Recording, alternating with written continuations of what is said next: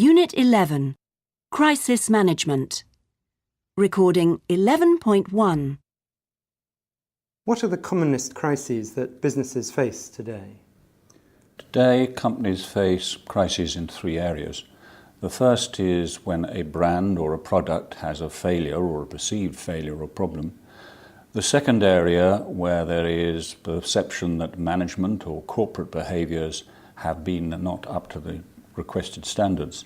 And the last area are problems that have been highlighted by interest groups and activist groups. Of course, in crises, perceptions are more important than the facts. Recording 11.2. How can companies prepare themselves to manage crises? Firstly, they have to accept that crises might happen.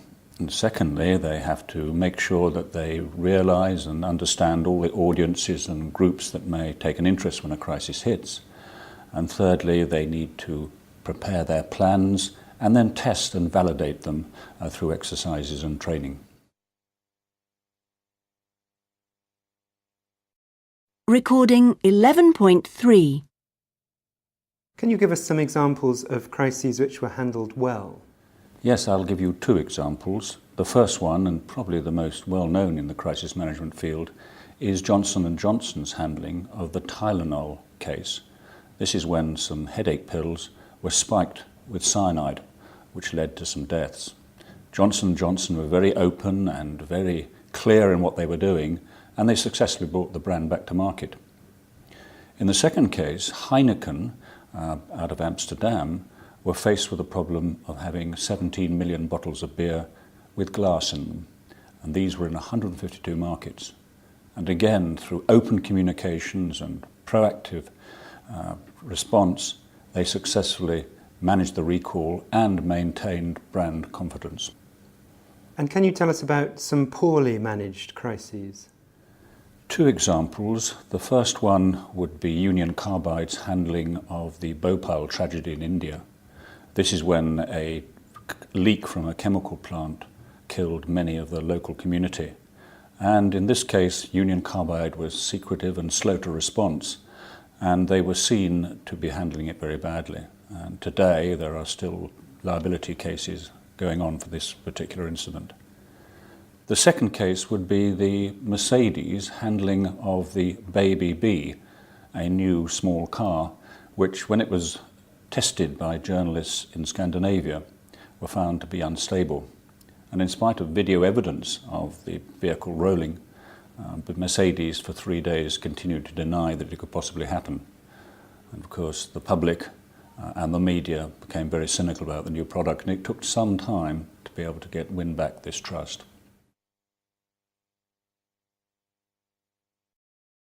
Recording 11.4.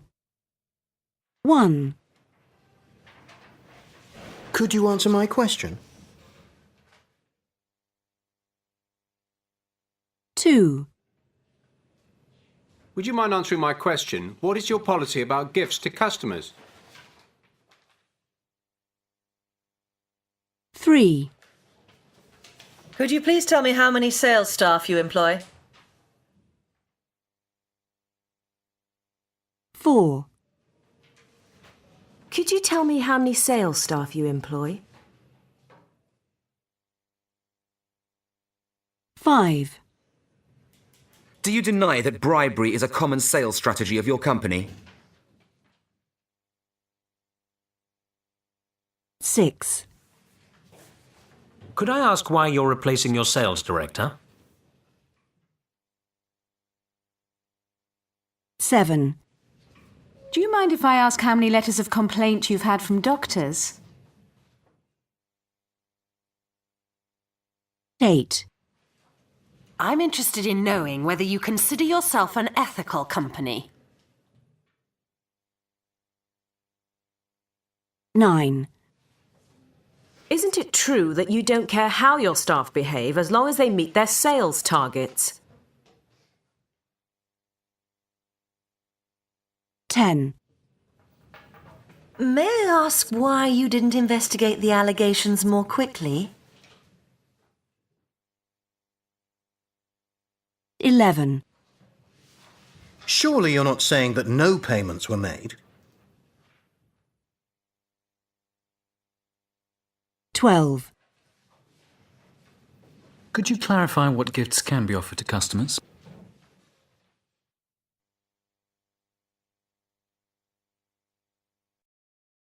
Recording 11.5. Let me tell you a bit about what's happened. You've read the article in Euronews, so you know the basic facts. Our CEO was interviewed and denied everything. We're now investigating the matter, of course, and we're not happy with what we found out. Oh. Is there any truth in the accusation? Well, yes, there is, unfortunately. Someone in the buying department ordered the games from a supplier in the Netherlands. We contacted him, the supplier I mean, and after a lot of persuasion, he admitted the games were from an unusual source and could be illegal copies. He said he'd bought them from a firm who had gone bankrupt. He bought them in good faith, he said, and wouldn't accept any responsibility for them. Why didn't you buy the games from the manufacturer? Well, we did when they first came out, but it seems this supplier made us an offer we couldn't refuse. 30% off the usual price, so we snapped them up. There's a lot of competition in computer games. You've got to take your opportunities when they arise. What are your relations like normally with the games manufacturer? Well, they're pretty good, actually. We supported them in the early days when they started up. We bought several of their products when no one else seemed very interested in them. We got them going, really. But, you know, like all manufacturers, they don't like to hear that their games are being pirated. What about your stocks of Race Against Time? Have you sold most of them? We've sold most of the original consignment, but we bought another 50,000 last month, and they're lying around in our distribution centre. Heaven knows what we'll do with them. There are a lot of questions I'd like to ask you. I don't need to tell you this is a serious situation, and we need to work out how you'll handle it. One of the first things you must do is form a crisis management team and bring in an expert from outside the company to advise you. Right.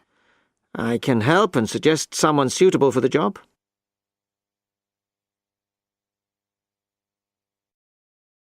Unit 12.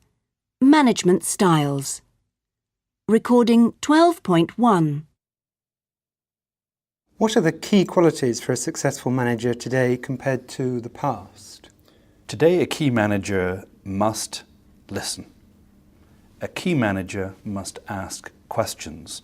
So, for example, in terms of cultural style, before I go into any contact, I ask my local personnel or a local friend or contact in a country to give me ideas as to what I should and indeed should not do in any meeting situation, or over dinner, or in traveling in a car. What are the things I should do? Should I shake somebody's hand? Should I wait for them to give me their hand first? So to answer you, ask, listen. The days of telling are over. Recording 12.2. Which management style do you think gets the best out of its team or its people? The first point in that style is to really show recognition, compliment staff or any others publicly or in face-to-face situations as often as they can. Basically, the more you compliment, the less you need to have to criticize. Second point is then to communicate very clearly your decisions. Management have decided, I have decided. And this is always important because managers are there to actually deliver. They have that responsibility. Then third point is then to give very specific reasons why a decision has been taken. And in any organization, it's very important that the senior management team agree together what reasons they are going to give right across the organization.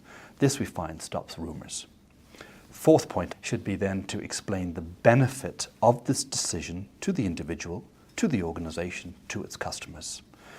We find that that really gives clarity and very clear understanding as to why decisions are made, and this is very important. The fifth point is then often to ask for people's commitment to working with management to realise the goal, and we find that when you ask for somebody's commitment, can I count on you working with me on this? 99% of people say yes. The role of the employee is now enhanced and their motivation is improved and enhanced by the manager now asking, what are you going to do to help me realise this?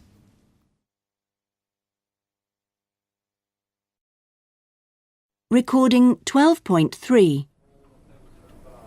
Oh, good morning, Mr. Crane. How was your connecting flight from London? Terrible. There was a lot of turbulence and several people were sick. It was a nightmare. Anyway, I'm glad to finally get here. It's really very nice to meet you. Have you been to Rome before? Yes, several times. I've been on a couple of short business trips and I came on a school trip a long time ago. I don't feel I know the city at all, though.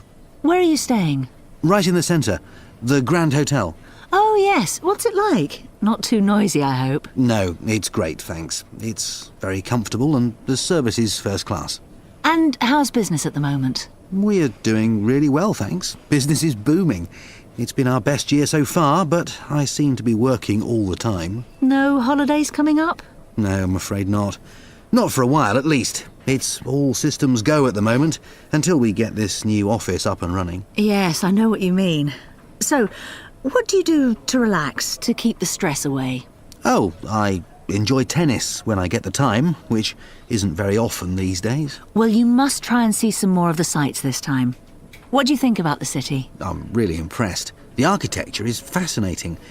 I hope I have time to take it all in. I'll make some recommendations if you like. Thanks. That would be great.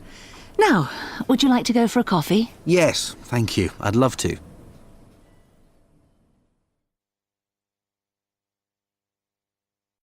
Recording 12.4. Team Member 1. Ryan just wasn't right for the job. He was hardworking and decisive. That was good. But I think he made decisions a little too quickly. He didn't like people to talk back to him. In fact, he hated anyone to disagree with him. I don't think he was good at giving instructions. He told us what to do, and if we didn't get it right, he'd say, "Do it again." I once had to rewrite an email 5 times. He never had time to tell me what I was doing wrong, so I couldn't improve my performance. I never got any feedback from him. And another thing, he just didn't want to spend time with team members.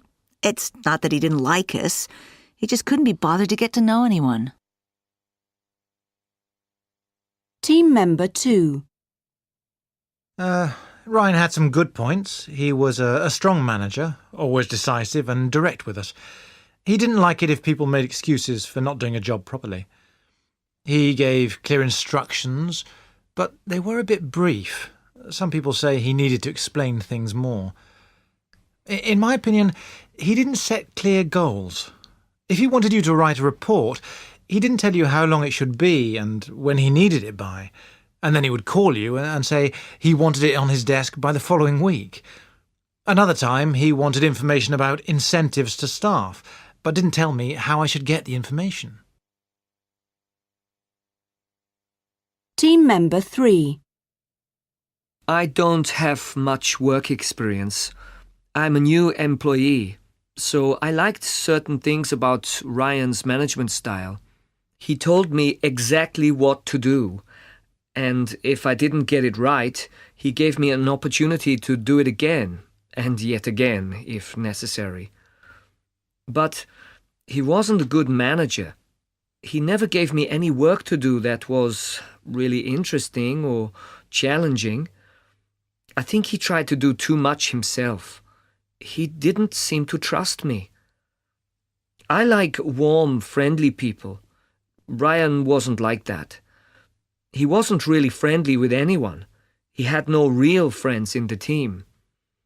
Also, he didn't adapt to the different people and nationalities in the group. He used the same approach with everyone. I think he had no team-building skills. That's why he had problems.